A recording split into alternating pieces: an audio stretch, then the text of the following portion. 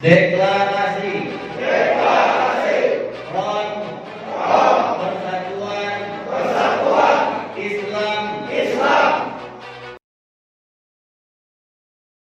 atau disingkat FPI.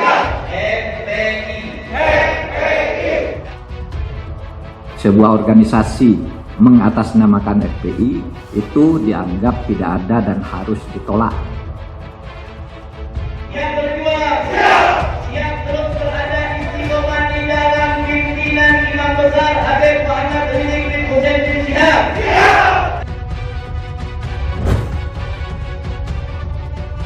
FPI ini kan ibaratnya kuda Troya yang bisa dipakai oleh siapa aja kan.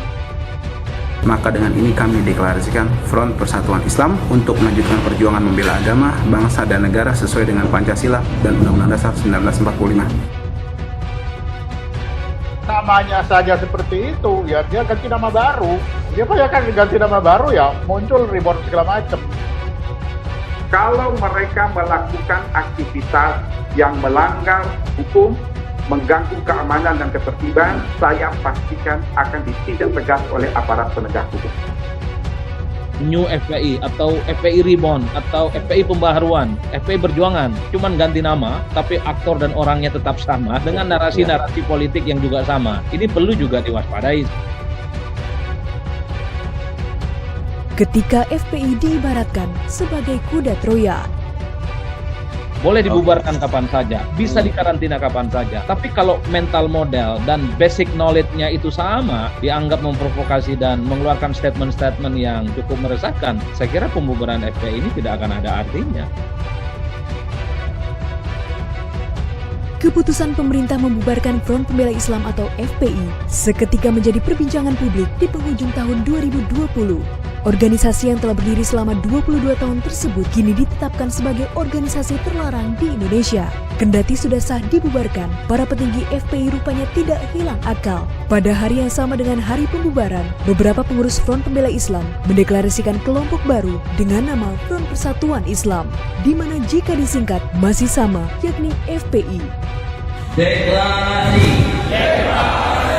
Front Persatuan Islam mendeklarasikan perahu baru perjuangan umat Islam Banten untuk membela agama negara kesatuan Republik Indonesia dengan nama Front Persatuan Islam. Maka dengan ini kami deklarasikan Front Persatuan Islam untuk melanjutkan perjuangan membela agama, bangsa, dan negara sesuai dengan Pancasila dan Undang-Undang Dasar 1945. Deklarasi ormas baru ini lantas menuai tanggapan dari banyak pihak. Salah satunya ialah mantan Kepala Badan Intelijen Strategis atau BAIS TNI, Soleman B. Ponto.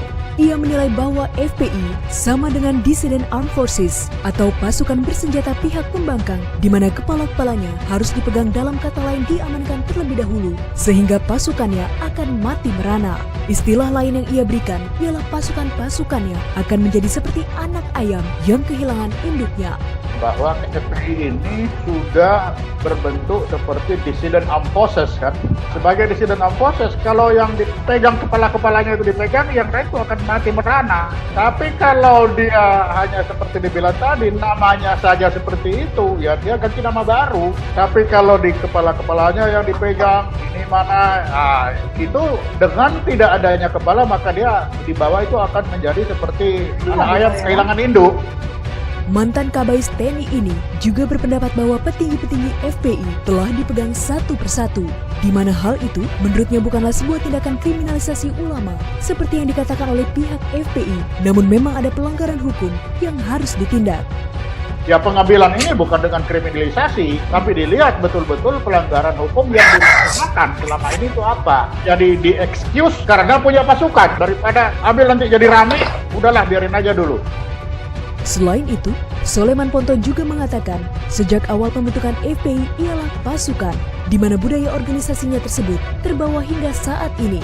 Oleh karenanya, ia beranggapan bahwa FPI seperti kuda Troya yang dapat dimanfaatkan oleh banyak pihak yang memiliki kepentingan.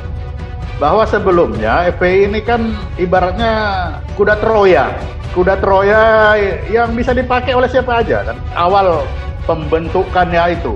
Dalam perjalanan jadi kuda Troya ini kan kuda yang diam, yang bisa dipakai oleh siapa aja untuk maksudnya yang pengguna. Namun, ia menambahkan kini FPI bukan lagi kuda Troya, melainkan kuda lumping.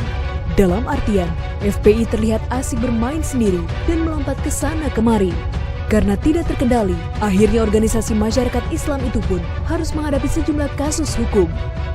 Ternyata akhir-akhir ini bukan jadi kuda Troya, jadinya kuda lumping. Dia lompat-lompat kemana-mana. Nah, dengan dia berlompat-lompat kemana-mana, para pengguna ini kebingungan mau diapain ini. Ya udah dihancurin aja sekalian.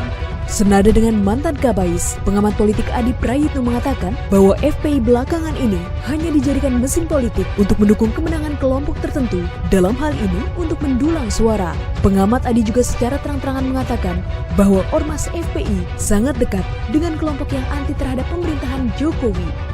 Ini yang kemudian orang melihat FPI ini sudah tidak seperti yang dulu, yang memang ihdinas sirotol mustaqimnya itu untuk kepentingan itu agama tertentu saja, tapi dia adalah menjadi bagian dari tim kemenangan kelompok tertentu yang kemudian bisa dikapitalisasi, dianggap mendulang suara.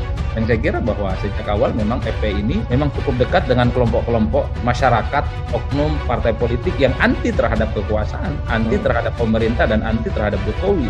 Sehebat apapun langkah-langkah persuasi yang dilakukan, saya kira akan mental dan mentok. Jadi ini jadinya deadlock sehingga mereka ini terpaksa dibubarkan, kan begitu ceritanya. Pulang ke Indonesia setelah 3 tahun lamanya bukan adem gitu, tapi nantang-nantang kan, kita akan melakukan reuni 212 kecuali pilkada itu misalnya ditunda. Itu kan nantang sebenarnya, kan suasana yang nyaman tapi menimbulkan potensi-potensi konflik ya, yang kemudian membuat suasana kebangsaan kita. Bahkan Adi juga beranggapan bahwa ormas yang dipimpin oleh Muhammad Rizik Syihab dapat dikatakan sebagai ormas yatim piatu setelah Pilpres 2019 lalu. Karena seperti kita ketahui, calon presiden dan calon wakil presiden, dukungan mereka saat itu telah masuk dalam gerbong koalisi Presiden Joko Widodo. Lahirnya Front Persatuan Islam ini juga mendapat tanggapan dari tenaga ahli utama KSP, Ali Muhtar Ngabalin. Dalam cuitan melalui akun Twitter miliknya, secara tegas ia mengatakan bahwa tidak ada tempat bagi mereka di republik ini. Karena basis dan haluan yang dianut ialah negara khilafah Islamiyah, di mana hal tersebut merupakan suatu pembangkangan terhadap negara dan konstitusi. Jangan sampai ketegasan pemerintah hanya dijadikan bahan lelucon. Padahal wakil-wakil pemerintah yang mengawal maklumat pembubaran itu pun tidak tanggung-tanggung. Di belakang Menko Polhukam Mahfud MD berjejer antara lain Panglima TNI, Kapolri, Kepala BIN, Menkumham, Wamenkumham, Jaksa Agung, dan lain-lain. Namun apalah artinya itu semua kalau ternyata keputusan mereka hanya dianggap bagaikan angin lalu oleh Rizik Syihab dan kawan-kawannya, bahkan dengan atau tanpa izin dari pemerintah pun, katanya mereka akan tetap eksis. Dengar-dengar ada yang membubarin FPI ya? Bubarin FPI, kita bikin lagi dari Front Pembela Islam jadi Front Pemersatu Islam.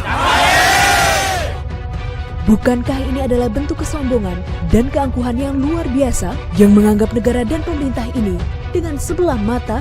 Hukum dan ketetapan pemerintah tidak dihargai sama sekali. Sudah dibubarkan, tapi langsung mengganti nama, namun misi dan tujuan tetap sama. Pembangkangan semacam ini sama sekali tidak dapat dibiarkan. Dan kita seharusnya paham bahwa kaum intoleran yang sudah diracuni hasutan dan doktrin para penceramah agama radikal pada umumnya membenci Presiden Jokowi dan sekaligus anti pemerintah.